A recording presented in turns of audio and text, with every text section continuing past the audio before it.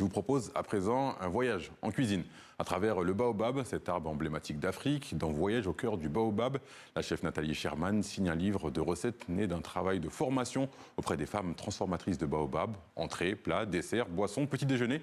On en parle avec elle. Bonsoir chef. Bonsoir. Bienvenue dans le Journal Afrique. Merci beaucoup. Je vais dire pourquoi. Pourquoi le baobab?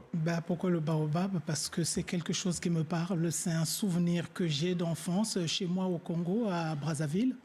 Il y avait un quartier qui s'appelle Mukondo, qui veut dire baobab. Okay. Et ce quartier, avant qu'il soit urbanisé, il y avait dans ces terres des géants, des baobabs. Et c'est avec la vision de la créatrice culinaire que je suis aujourd'hui que je me suis dit que, mais en fait, le baobab, j'ai redécouvert le baobab. Il y a des choses à raconter. Il y a des choses à raconter, c'est un patrimoine, c'est l'avenir, c'est comment dire, c'est la santé. Donc le baobab renferme tout en fait. C'est pas pour rien qu'on l'appelle l'arbre de vie. Vous nous parlez des choses que vous avez découvertes. Parlez-nous justement de ce travail de formation et d'accompagnement des femmes dans la transformation du baobab. Alors, du coup, en fait, quand j'ai redécouvert le baobab avec tout ce qu'il renferme, les vitamines, les minéraux, je me suis dit qu'il fallait faire quelque chose. Pourquoi pas replanter le baobab au Congo? Parce que, bon, dans certains pays en Afrique, par exemple au Sénégal ou encore en Côte d'Ivoire, on utilise beaucoup le baobab. En revanche, en République du Congo, il reste moins utilisé en cuisine.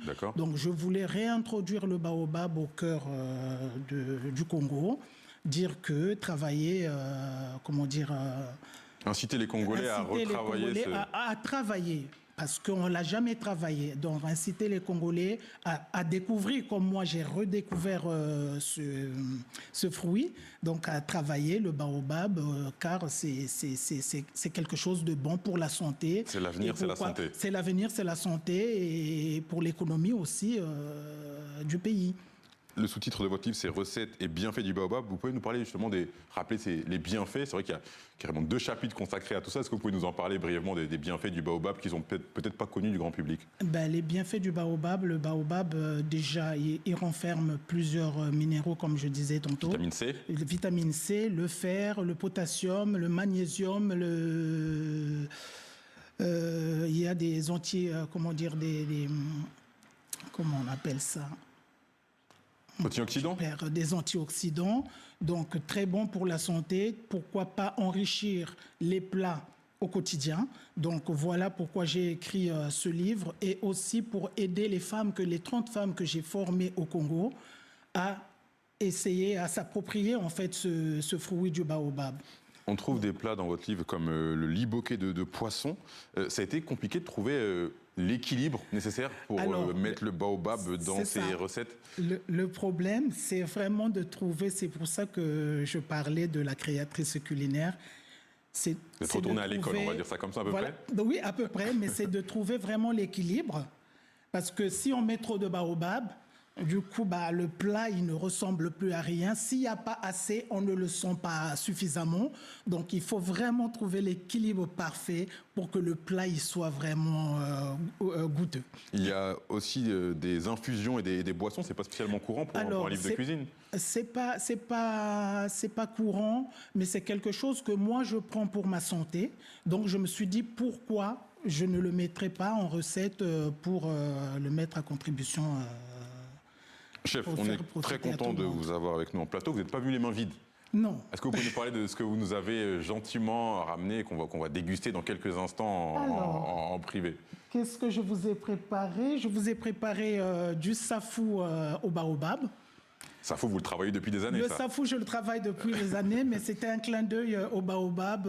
Voilà, là aussi, c'est encore une petite recherche, l'équilibre. D'accord. Et il y a un ceviche de bar au baobab. D'accord. Nous avons après des petits sucrés, Energy Ball au baobab. 100% baobab, alors. 100% baobab. Et nous avons également des macarons au baobab. J'ai aussi fait C'est un jus? Cheesecake. Ok, cheesecake. Cheesecake au baobab. Et il y a une crème au baobab et à la pistache.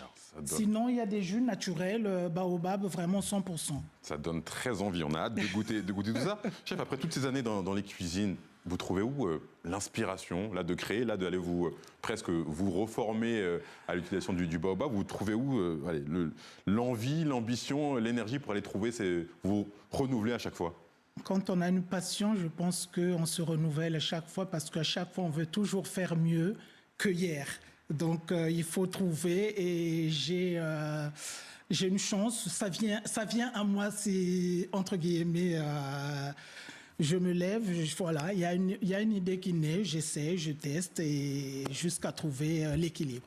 Pour revenir au livre, si les téléspectateurs devaient essayer une seule recette, même ceux qui ont un niveau, comme moi, pas très exceptionnel en cuisine, ça serait quelle recette? Alors, quelle recette essayer? Plus facile.